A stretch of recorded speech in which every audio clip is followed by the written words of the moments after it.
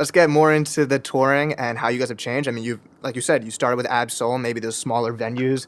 You've opened for Gorillas. You've gone your own headlining tours, which is like, these are all different types of experiences. But let's start with the Ab Soul tour, because we were talking to Suave last week, and he was talking about how he learned how to do breath control from JID and getting those lessons of knowing how to strategize the set list. What were some things maybe you learned on that first tour from Soul?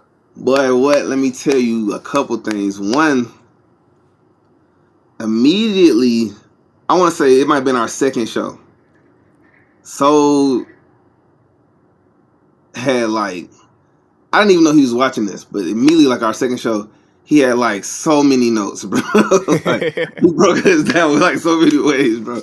Like that was our first time really on the road. Before that, we had only done like local Atlanta shows type shit. We had them shit jumping. We definitely had them shit. That was like a crazy time, just like but like motherfucking this nigga Soul would have us like he was like, bro, y'all got to think about, you know what I'm saying, who gonna say what. Y'all gotta have some better shit to say in between y'all songs. Y'all gotta goddamn like, you know what I'm saying, pick up with this nigga, you know what I'm saying, do this verse. Y'all should say this line together. Like I was like, bro, he had intricate details of like notes. So like he just made us, you know what I'm saying, we was already taking it serious, but he made us like, we was like, no, we gotta take this shit. Like we gotta do this shit, bro. Cause these niggas, you know what I'm saying. For one thing, we was on that tour by the skin of our teeth, bro. Like we had quit jobs and shit to go on that tour. We didn't have no nothing, bro. Like we was in a van, we didn't have shit. Like we was performing in like what we slept in the night before Sundays. We just keep going just to be on that shit, bro. That shit was very fucking difficult, but we wanted that shit so bad. We was like, bro, I hope these niggas don't kick us off. But Soul had like notes, bro. And I was like, okay, I respect it, bro. I was like, appreciate that.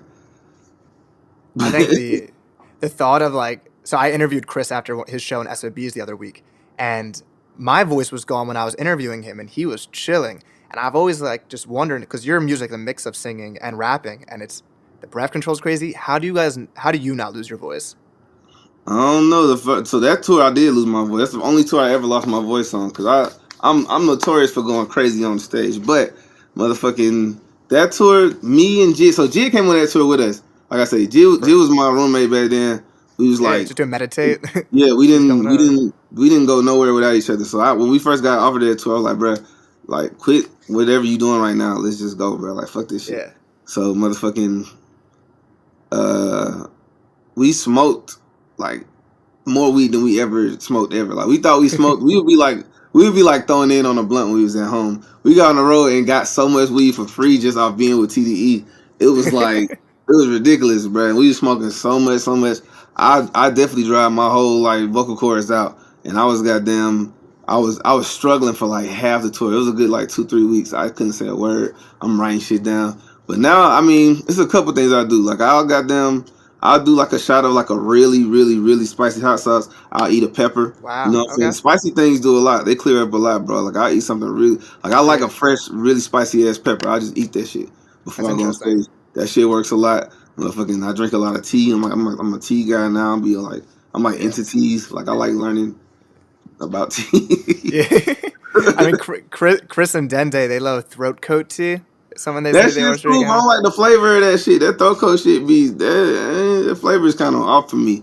I be fucking with like a lot of goddamn. I should go get my tea pack. Yeah, we need like a lot of teas from like places that don't really have a name. Yeah, so like we need a sponsor for this show, so we need to shout them out. We need that tea sponsor. Get that bag. I think it's pretty funny that there's always this like Dreamville TDE comparison, or like putting you guys against each other, but there's so many similarities. Obviously, I mean, it's just communities of such strong artists, and it's really cool to see that. I mean, Sir is on Robots, and you got Still Up, yeah, with You and Reason. That's one of my favorite hype songs ever. And I mean, what is the relationship? How did that start? How did you even get on the Ab Soul tour? And what does that relationship mean to you guys? Nah, I fuck with them boys over there, man. Reason and Sir, I fuck with them niggas heavy. I super fuck with Sir. I met that nigga a while ago. He always been like very solid dude. But yeah, I feel like at that time, Top and Punch was like in touch with our management, and they was like, we need somebody that'll come basically on this tour for like next to nothing.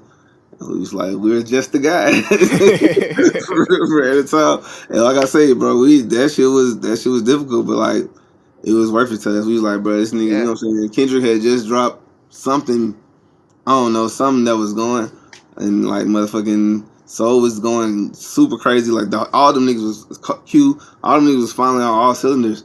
So he's like, yeah, we'll definitely, you know what I'm saying, ride. But then we built a relationship with them niggas. Like I fuck with Zaya, I fuck with Zakari, we got a couple songs with him.